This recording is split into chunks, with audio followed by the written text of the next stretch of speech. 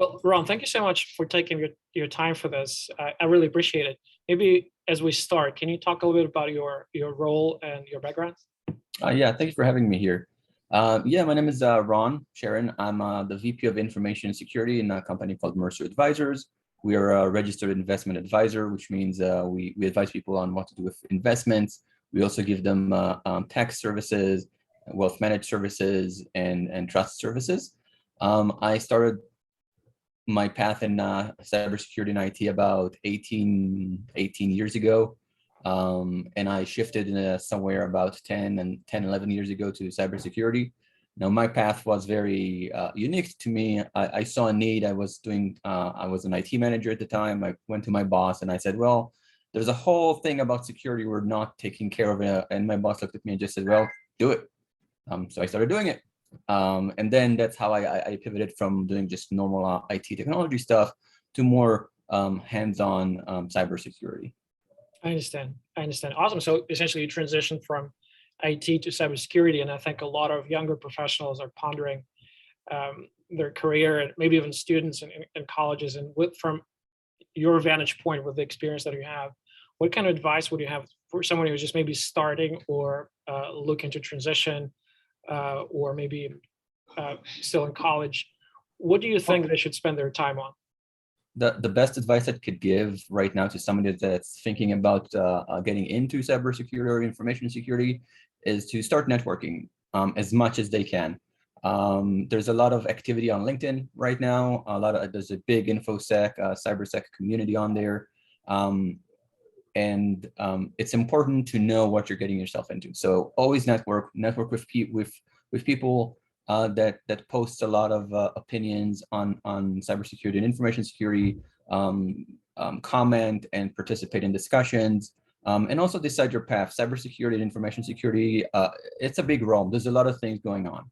You can be red teaming, blue teaming, purple teaming. You can do government risk compliance. You can do a lot of things. But so when you get started, network, ask a lot of questions, and decide what path you would like to take, and then go get it. Awesome.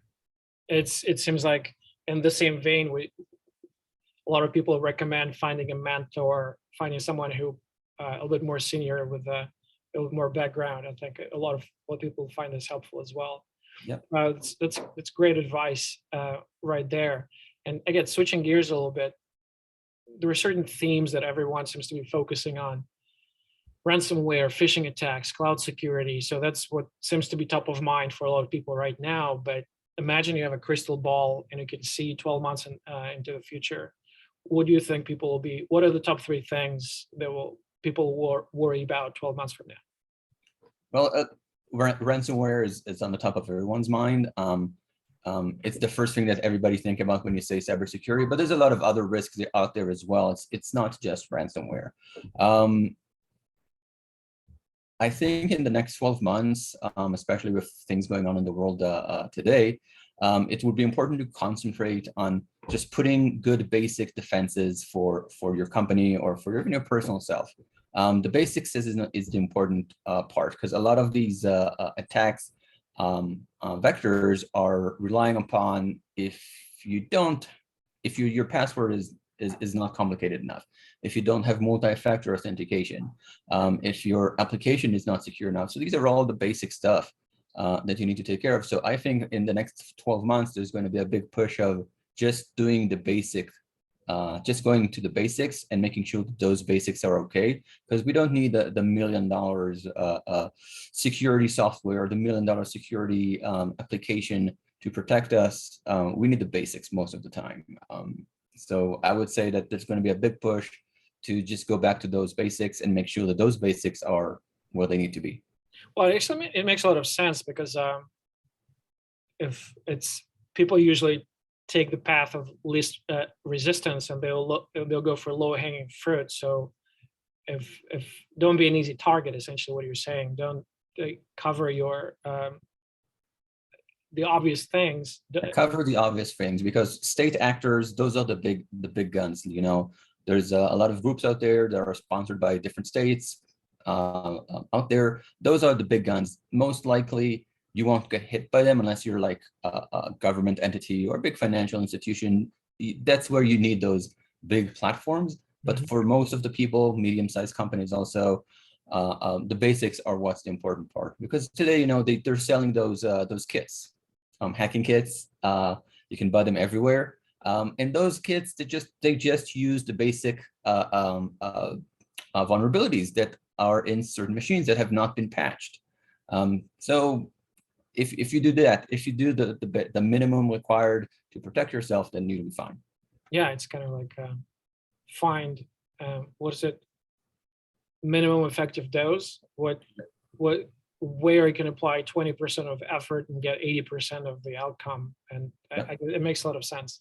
It makes a lot of sense, certainly. Well, as you know, Athena is a community of cybersecurity executives, and it's meant to do a lot of things, provide a platform for sharing insights and connect. And a lot of programs are still evolving. And obviously with COVID, some of those were put on hold as far as kind of face-to-face interaction is concerned.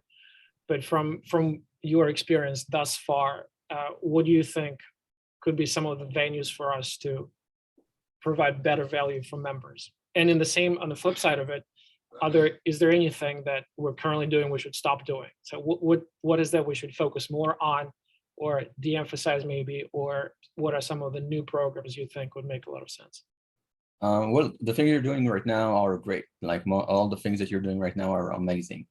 I would want to see more, or just add, so maybe roundtables with the senior people in the groups, in the group, which are all senior. So maybe roundtables, just asking and facilitating a discussion of problems they see and how they solve them. That would be something that, and of course, I think it needs to be closed to anyone else except people in the round table, so they won't be disclosing anything that they shouldn't be disclosing. But yes, some sort of a round table, leader sitting down and just talking about fireside chat kind of thing, their problems, how they solve them, things they see in the pipeline of problems, and how they plan to solve them in the future, so we can all get together and just talk about the challenges we face. Mm-hmm. And do you think, are you thinking more along the industry lines, almost a roundtable for cybersecurity executives and financial services industry, for example, they'll be virtual, or are you thinking more face-to-face for people who are virtual for now, until we can, get out of the virtual world. It doesn't have to be the same verticals too, because sometimes, if somebody's the medical field, they might have a great idea in the medical field that the finance vertical hasn't thought about yet. So it's important to intermix everyone, because once you go into the finance world, there's just a finance world column of this is how we think. We need to disseminate more information, and we need to get some more information from other industries as well, medical, manufacturer. Maybe they have some good ideas that we can tinker a little bit and make it financial services. Mm-hmm. I understand. And do you think it would make kind of free flowing, or do you think it would make sense to have, I don't know, whether it's, let's say, a ransomware or phishing, and have like a main topic, and then around that discussion of additional things? It's important to always stream the conversation to the right place. So I think it's important to have like a subject, and it's just we're sitting down and talking about things. It's important to have some sort of a goal or a subject that the conversation needs to revolve around. Mm-hmm. It makes sense. I'm actually very curious, obviously, because I want to make sure that whatever we do is valuable, because I think time is everyone's most important resource. So whatever we do, I want to make sure that members find value and don't think it's a waste of time, because I think connecting, interacting, networking, it's obviously hugely important. But in the same vein, if they dedicate half an hour or an hour to a conversation, they met some people, but want to make sure that on their investment of time, they get enough insights, enough connections that would make it meaningful. That's why actually I think it's fairly nuanced. And yeah, I agree, because a lot of these conversations can get sometimes off the rails. They can get a little long. Yeah, and get to different subjects that you don't really want to discuss because they're not to the point. So it needs to be a structured kind of way, I think.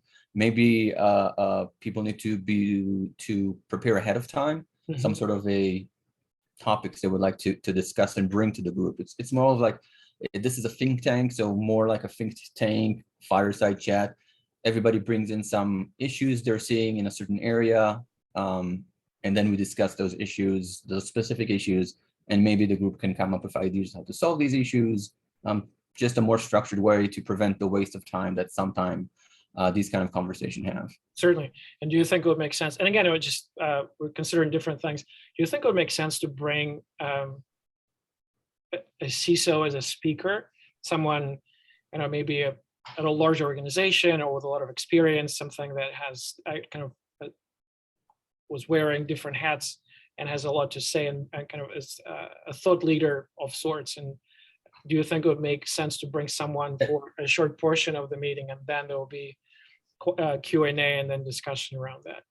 Or you think it's like a round table?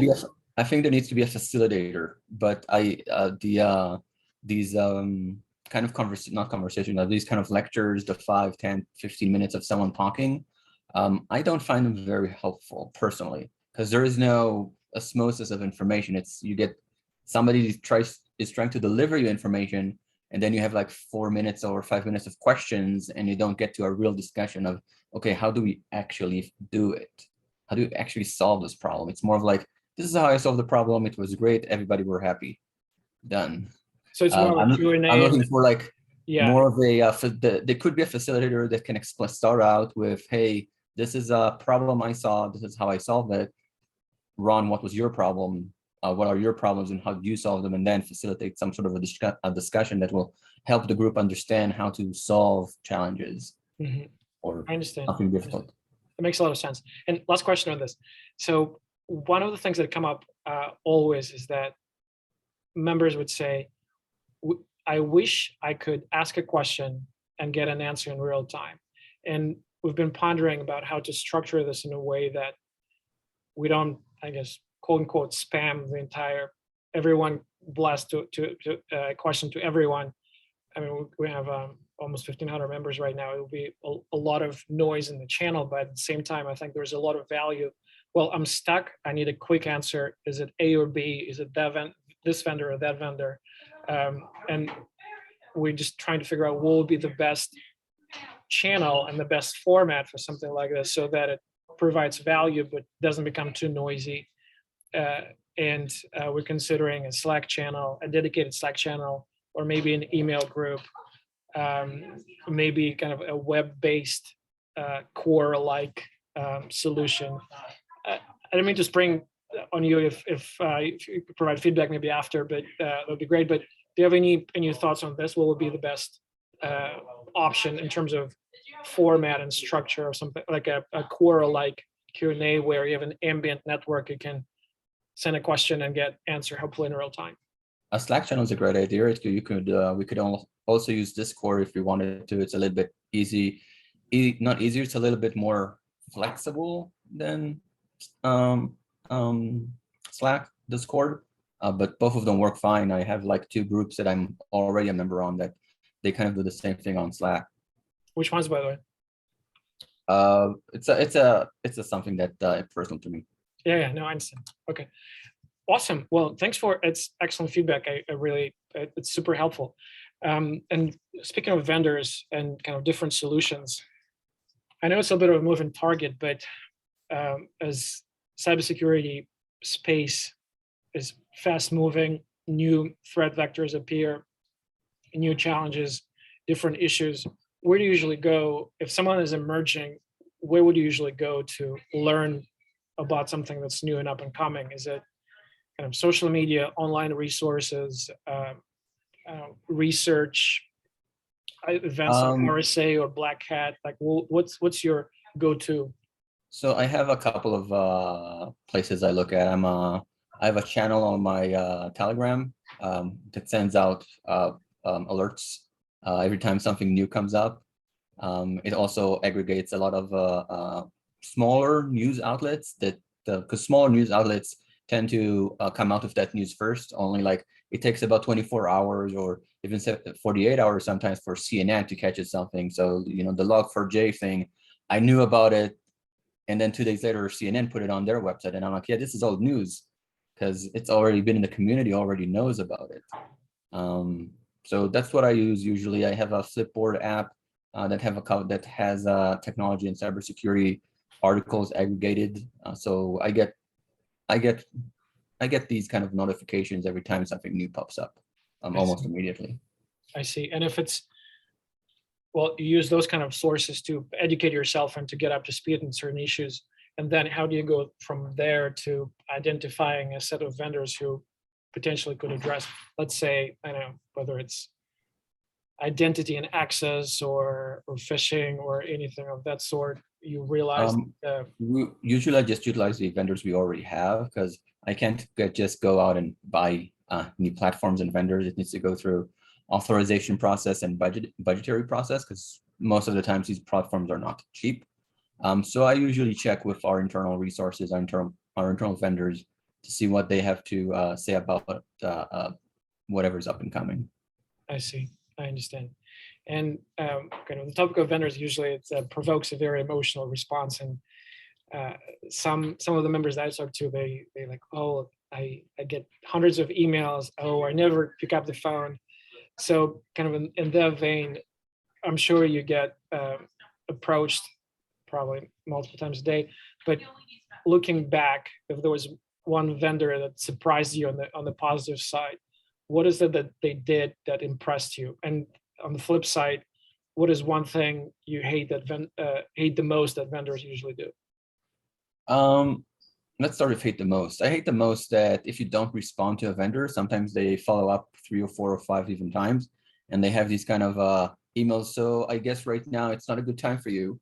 And I'm thinking, well, you know what? Yeah, I haven't responded, which means it's not a very good time for me, because I can't respond. I'm sorry, I don't have time for you right now on the hundreds and sometimes thousands of emails I get a month from vendors.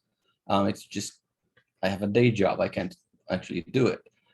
So it annoys me that they keep on sending those emails once every couple of days. And I wish they would stop, because one time you reached out, I didn't respond, just try again in a year. Don't try again in a week, and then after a week, and then after a week. It's just not good form, in my opinion.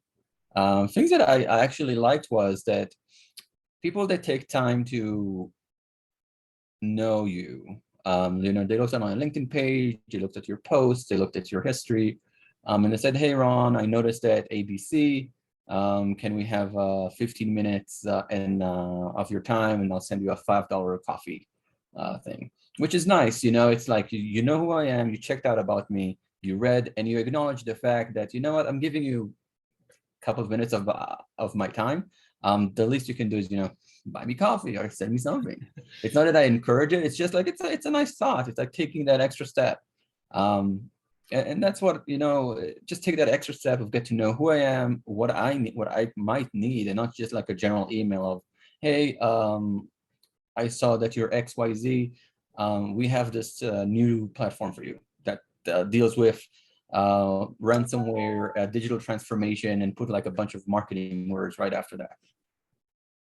Totally. It makes a lot of sense. Well, obviously, if you would rather talk to a human and know that you are corresponding with a human rather than someone pushing a button and sending generic 10,000 generic emails, for sure. Awesome. Well, Ron, I know we're coming up on time. I really appreciate you taking a few minutes to share your insights. I'm certainly super excited to have you part of Athena, and I'm taking notes on everything you suggested, and would love to continue to get your feedback on what we do and how it can make it better and more valuable for Athena members. Awesome. Thank you.